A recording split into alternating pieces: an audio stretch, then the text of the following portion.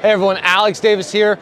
Welcome to WeCast, looking at the new 5 editions on Poison Ultima. So we got 3 casting, 2 spinning. The thing about Poison Ultima, you really don't understand how amazing of a rod it is until you put it in your hands. Once you put it in your hands, it's kind of like, I have a feather that I'm in love with. It comes with X guides on it. Casting's gonna have full monocoque handle. The spinning models are gonna have a carbon shell to a monocoque handle. They all have the X guides on them, high power X, spiral X core technology in these rods. My favorite right here, spinning 7.4 medium light plus. That's one of the new ones. There's 2 of them. This is one of them.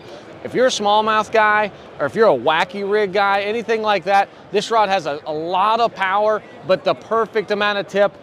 It's just an amazing rod, especially when you set the hook on one. I pretty much say I just dominate the fish from the time I hook them.